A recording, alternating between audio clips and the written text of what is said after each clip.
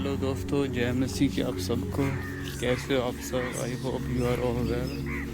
तो आज हम आए हैं कब्रिस्तान में, क्योंकि आज मेरे दोस्त आशीष और साहिल की नानी आशा रानी की डेथ हो गई। उसको दफनाने के लिए हम आए हैं आज। इधर हो गए हो थले हो मैं क्या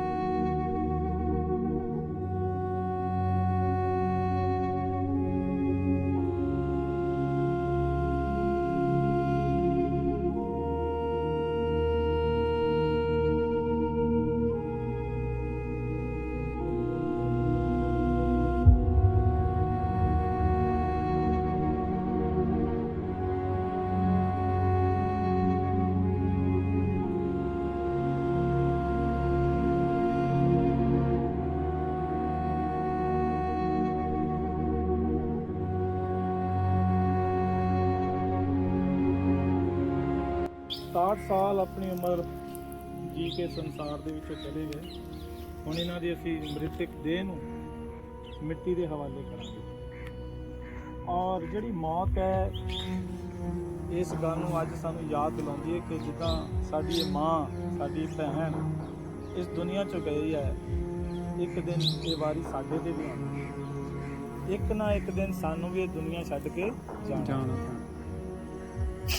ਮਨੁੱਖ ਨੂੰ ਮੌਤ ਕਿਉਂ ਆਉਂਦੀ ਹੈ, ਮਨੁੱਖ ਕਿਉਂ ਮਰਦਾ ਹੈ, ਇਹਦੇ ਬਾਰੇ ਬਾਈਬਲ ਸਾਫ਼ ਅਤੇ ਸਪਸ਼ਟ ਰੀਤੀ ਦੇ ਨਾਲ ਦੱਸਦੀ ਹੈ।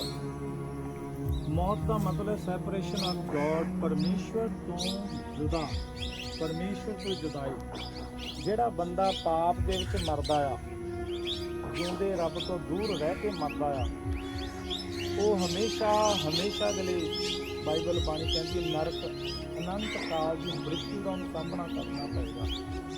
ਸਰੀਰ ਮਿੱਟੀ ਹੈ ਔਰ ਮਿੱਟੀ ਵਿੱਚ ਜਾ ਮਿਲੇਗਾ, ਪਰ ਜੋ ਇਹਦੇ ਵਿੱਚ ਆਤਮਾ ਆ ਉਹ ਮਿੱਟੀ ਨਹੀਂ ਹੈ, ਉਹ ਕਦੇ ਮਰਦਾ ਨਹੀਂ ਹੈ, ਉਹ ਜੁਗਾਂ ਜੁਗ ਜੀਂਦਾ ਰਹੇਗਾ। ਔਰ ਆਈਏ ਅਸੀਂ ਇਸ ਨੂੰ ਮਿੱਟੀ ਦੇ ਹਵਾਲੇ ਕਰਨ ਤੋਂ ਪਹਿਲਾਂ ਮੈਂ ਤੁਹਾਡੇ ਨਾਲ ਕੁਝ ਭਾਗ ਬਾਈਬਲ ਦੇ ਪੜ੍ਹਨਾ ਚਾਹਾਂਗਾ। ਪਰਮੇਸ਼ਰ ਨੇ ਜਦੋਂ ਮਨੁੱਖ ਨੂੰ ਆਪਣੇ ਸਰੂਪ ਔਰ ਆਪਣੀ ਸਮਾਨਤਾ ਦੇ ਵਿੱਚ ਬਣਾਇਆ ਤਾਂ ਉਹਨੂੰ ਮਰਨ ਵਾਸਤੇ ਨਹੀਂ ਬਣਾਇਆ ਸੀ। ਪਰਮੇਸ਼ਰ ਨੇ ਇਸ ਲਈ ਬਣਾਇਆ ਸੀ ਬੰਦੇ ਨੂੰ ਕਿ ਬੰਦਾ ਹਮੇਸ਼ਾ ਜਿਉਂਦਾ ਰਹੇ ਔਰ ਰੱਬ ਦੀ ਬੰਦਗੀ ਕਰੇ ਔਰ ਇਸ ਧਰਤੀ 'ਤੇ ਆਪਣੀ ਜ਼ਿੰਦਗੀ ਜੀਵੇ। ਲੇਕਿਨ ਬਾਈਬਲ ਕਹਿੰਦੀ ਜਦੋਂ ਮਨੁੱਖ ਨੇ ਪਾਪ ਕੀਤਾ ਔਰ ਪਾਪ ਜਿਹੜੇ ਆ ਉਹ ਮਨੁੱਖ ਦੇ ਜੀਵਨ 'ਚ ਮੌਤ ਲੈ ਕੇ ਆਈ। ਮੈਂ ਕੁਝ ਭਾਗ ਪੜ੍ਹ ਰਿਹਾ ਹਾਂ। ਲਿਖਿਆ ਹੈ ਰੋਮੀਆਂ ਦੀ ਪੱਤਰੀ ਉਹਦਾ 5 ਅਧਿਆਏ ਦੇ 12 ਵਚਨ ਦੇ ਵਿੱਚ ਜਦੋਂ ਅਸੀਂ ਪੜ੍ਹਦੇ ਹਾਂ ਔਰ ਪਰਮੇਸ਼ਰ ਦਾ ਕਲਾਮ ਇਸ ਤਰ੍ਹਾਂ ਕਹਿੰਦਾ ਆ, ਧਿਆਨ ਨਾਲ ਸੁਣੀਏ, ਜ਼ਿਆਦਾ ਟਾਈਮ ਨਹੀਂ ਲੰਘਾ, ਸਿਰਫ 10 ਮਿੰਟ ਲਵਾਂਗਾ ਤੁਹਾਡੇ। ਲਿਖਿਆ, ਇਸ ਲਈ ਜਿਵੇਂ ਇੱਕ ਮਨੁੱਖ ਤੋਂ ਪਾਪ ਸੰਸਾਰ ਵਿੱਚ ਆਇਆ ਅਤੇ ਪਾਪ ਤੋਂ ਮੌਤ ਆਈ, ਅਤੇ ਇਸੇ ਤਰ੍ਹਾਂ ਮੌਤ ਸਭਨਾ ਮਨੁੱਖਾਂ ਵਿੱਚ ਫੈਲ ਗਈ, ਇਸ ਲਈ ਜੋ ਸਭ ਨੇ ਪਾਪ ਕੀਤਾ। ਬਾਈਬਲ ਕਹਿੰਦੀ ਇੱਕ ਮਨੁੱਖ ਦੇ ਦੁਆਰਾ ਸੰਸਾਰ ਵਿੱਚ ਪਾਪ ਆਇਆ, ਇੱਕ ਮਨੁੱਖ ਨੇ ਪਾਪ ਕੀਤਾ ਔਰ ਜਿਹਦਾ ਸਾਹਮਣਾ ਸਾਰੀ ਮਨੁੱਖ ਜਾਤੀ ਨੂੰ ਕਰਨਾ ਪੈ ਰਿਹਾ। ਔਰ ਇੱਕ ਮਨੁੱਖ ਦੇ ਦੁਆਰਾ ਪਾਪ ਆਇਆ ਅਤੇ ਪਾਪ ਤੋਂ ਮੌਤ ਆਈ ਅਤੇ ਮੌਤ ਸਭਨਾ ਮਨੁੱਖਾਂ 'ਚ ਫੈਲ ਗਈ, ਇਸ ਲਈ ਜੋ ਸਭਨਾ ਨੇ ਪਰਮੇਸ਼ਰ ਦੀ ਨਜ਼ਰ 'ਚ ਪਾਪ ਕੀਤਾ। ਔਰ ਵਚਨ ਉਤਪੱਤੀ ਦੀ ਪੁਸਤਕ 2 ਅਧਿਆਏ ਉਸ ਦੇ 17 ਵਚਨ ਤੋਂ ਮੈਂ ਪੜ੍ਹ ਰਿਹਾ। ਫਿਰ ਉਸਨੇ ਆਦਮੀ ਨੂੰ ਆਖਿਆ, ਇਸ ਲਈ ਕਿ ਤੂੰ ਆਪਣੀ ਤੀਵੀਂ ਦੀ ਗੱਲ ਮੰਨੀ ਅਤੇ ਉਸ ਬ੍ਰਿਸ਼ ਤੋਂ ਖਾਧਾ ਜਿਹਦੇ ਵਿਖੇ ਮੈਂ ਤੈਨੂੰ ਹੁਕਮ ਦਿੱਤਾ ਸੀ ਭਈ ਉਸ ਤੋਂ ਨਾ ਖਾਈਂ, ਸੋ ਜ਼ਮੀਨ ਤੇਰੇ ਕਾਰਨ ਸ਼ਰਾਪਤ ਹੋਈ। ਤੂੰ ਆਪਣੇ ਜੀਵਨ ਦੇ ਸਾਰੇ ਦਿਨ ਉਸ ਤੋਂ ਦੁੱਖ ਨਾਲ ਖਾਵੇਂਗਾ। ਉਹ ਕੰਡੇ ਔਰ ਕੰਡਿਆਲੇ ਤੇਰੇ ਲਈ ਉਗਾਵੇਗੀ। ਤੂੰ ਪਹਿਲੀ ਦਾ ਸਾਗ ਫਤ ਖਾਏਂਗਾ। ਧਿਆਨ ਨਾਲ ਸੁਣੀਏ, ਤੂੰ ਆਪਣੇ ਮੂੰਹ ਦੇ ਮੁੜਕੇ ਨਾਲ ਰੋਟੀ ਖਾਇਆ ਕਰੇਂਗਾ, ਜਦ ਤੀਕ ਤੂੰ ਮਿੱਟੀ ਵਿੱਚ ਫੇਰ ਨਾ ਮੁੜੇ, ਕਿਉਂ ਜੋ ਤੂੰ ਉਸ ਤੋਂ ਕੱਢਿਆ ਗਿਆ ਸੀ। ਤੂੰ ਮਿੱਟੀ ਹੈ ਅਤੇ ਮਿੱਟੀ ਵਿੱਚ ਮੁੜ ਜਾਵੇਂਗਾ।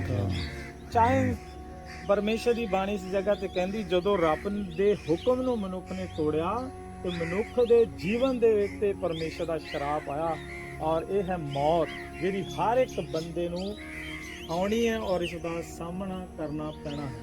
ਔਰ ਬਾਈਬਲ ਕਹਿੰਦੀ ਇਨਸਾਨ ਮਿੱਟੀ ਤੋਂ ਬਣਾਇਆ ਗਿਆ ਅਤੇ ਮੁੜ ਮਿੱਟੀ ਦੇ ਵਿੱਚ ਜਾ ਮਿਲੇਗਾ।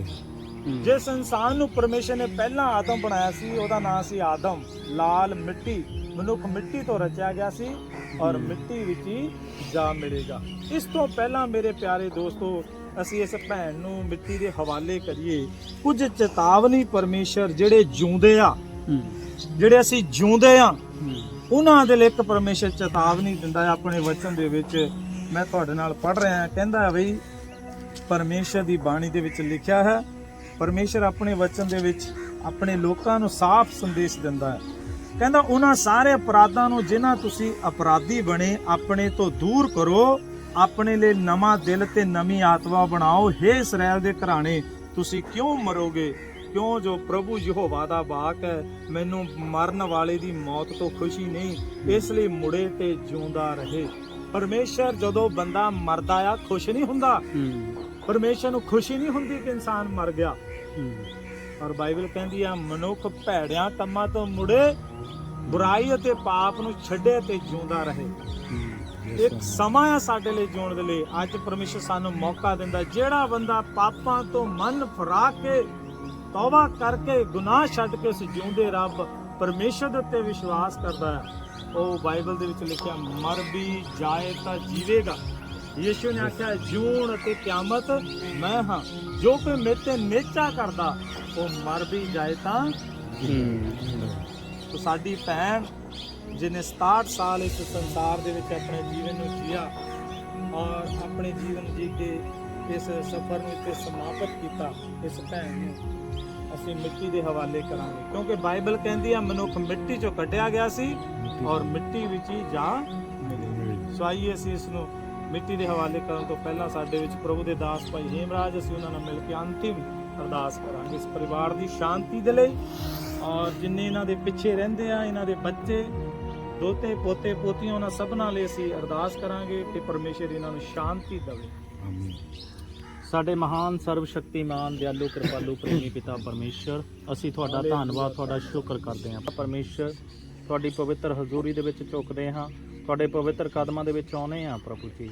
ਆਪ ਦੇ ਪਵਿੱਤਰ ਵਚਨ ਦੇ ਵਿੱਚੋਂ ਅਸੀਂ ਅੱਜ ਪ੍ਰਭੂ ਇਸ ਗੱਲ ਨੂੰ ਜਾਣਿਆ ਕਿ ਇਨਸਾਨ ਹੈ ਮਿੱਟੀ ਹੈ ਅਤੇ ਮਿੱਟੀ ਦੇ ਵਿੱਚ ਹੀ ਮਿਲ ਜਾਏਗਾ, ਕਿਉਂਕਿ ਉਸ ਦਾ ਕਾਰਨ ਅਸੀਂ ਆਪ ਦੇ ਵਚਨ ਦੇ ਵਿੱਚੋਂ ਪੜ੍ਹਿਆ ਕਿ ਮਨੁੱਖ ਦੇ ਪਾਪ ਦੇ ਕਾਰਨ ਮੌਤ ਆਈ ਔਰ ਮੌਤ ਸਭਨਾ ਮਨੁੱਖਾਂ ਦੇ ਵਿੱਚ ਫੈਲ ਗਈ, ਔਰ ਜਿਸ ਦੇ ਕਾਰਨ ਅੱਜ ਹਰ ਇੱਕ ਵਿਅਕਤੀ ਉਸ ਮੌਤ ਦੇ ਅਧੀਨ ਹੈ। ਮੇਰੇ ਪਿਆਰੇ ਪਿਤਾ, ਇਸ ਸਮੇਂ ਅਸੀਂ ਬੇਨਤੀ ਪ੍ਰਾਰਥਨਾ ਕਰਦੇ ਹਾਂ ਆਪ ਦੇ ਪਵਿੱਤਰ ਕਦਮਾਂ ਦੇ ਵਿੱਚ ਝੁਕ ਕੇ ਇਸ ਬਜ਼ੁਰਗ ਮਾਤਾ ਆਸ਼ਾ ਰਾਣੀ ਦੇ ਲਈ, ਇਹਨਾਂ ਦੇ ਜੀਵਨ ਦੇ ਲਈ, ਜੋ ਪ੍ਰਭੂ ਜੀ ਇਹਨਾਂ ਨੇ ਆਪਣਾ ਇਸ ਸੰਸਾਰ ਦਾ ਸਫ਼ਰ ਅੱਜ ਇਸ ਜਗ੍ਹਾ ਦੇ ਵਿੱਚ ਪੂਰਾ ਕਰ ਲਿਆ। ਔਰ ਪਿਤਾ ਪਰਮੇਸ਼ਰ, ਹੁਣ ਜਦੋਂ ਅਸੀਂ ਇਹਨਾਂ ਦੀ ਇਸ ਦੇਹ ਨੂੰ, ਇਸ ਸਰੀਰ ਨੂੰ ਜਦੋਂ ਮਿੱਟੀ ਦੇ ਹਵਾਲੇ ਕਰਨ ਦੇ ਲਈ ਜਾ ਰਹੇ ਹਾਂ, ਆਪ ਦੇ ਉਸ ਪਵਿੱਤਰ ਵਚਨ ਨੂੰ ਅਸੀਂ ਯਾਦ ਕਰਦੇ ਹਾਂ ਜੋ ਅਸੀਂ ਪੜ੍ਹਿਆ ਕਿ ਤੂੰ ਮਿੱਟੀ ਹੈ ਤੇ ਮਿੱਟੀ ਦੇ ਵਿੱਚ ਮਿਲ ਜਾਏਗਾ। ਪ੍ਰਭੂ, ਹੁਣ ਜਦੋਂ ਅਸੀਂ ਇਹਨਾਂ ਨੂੰ ਇਸ ਮਿੱਟੀ ਦੇ ਹਵਾਲੇ ਕਰਦੇ ਹਾਂ, ਸਾਡੇ ਨਾਲ ਹੋ, ਸਾਰੀ ਪ੍ਰਕਿਰਿਆ ਨੂੰ ਕਰਨ ਦੇ ਲਈ ਮਦਦ ਕਰ।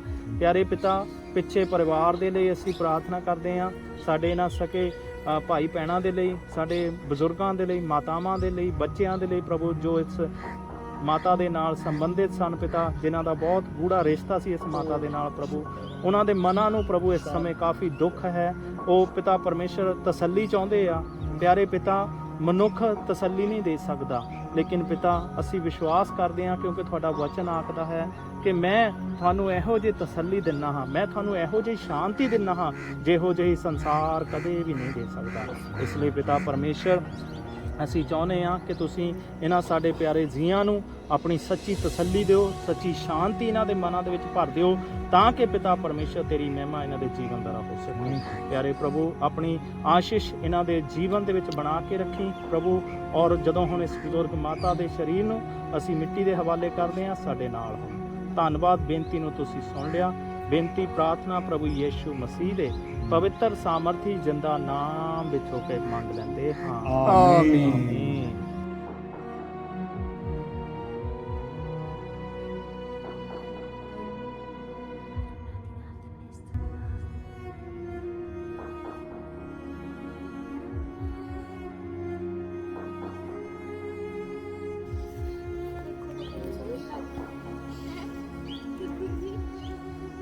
ਜਾਵੇਗਾ ਜਦ ਤੱਕ ਤੂੰ ਮਿੱਟੀ ਵਿੱਚ ਫੇਰ ਨਾ ਮੁੜੇ, ਕਿਉਂ ਜੋ ਤੂੰ ਉਸ ਤੋਂ ਕੱਢਿਆ ਗਿਆ ਸੀ। ਤੂੰ ਮਿੱਟੀ ਹੈ ਅਤੇ ਮਿੱਟੀ ਵਿੱਚ ਤੂੰ ਮੁੜ ਜਾਵੇਂਗਾ। ਸੋ ਇਸ ਵਚਨ ਦੇ ਅਨੁਸਾਰ ਇਸ ਮਾਤਾ ਨੂੰ ਅਸੀਂ ਮਿੱਟੀ ਦੇਵਾਂਗੇ। ਹਾਂਜੀ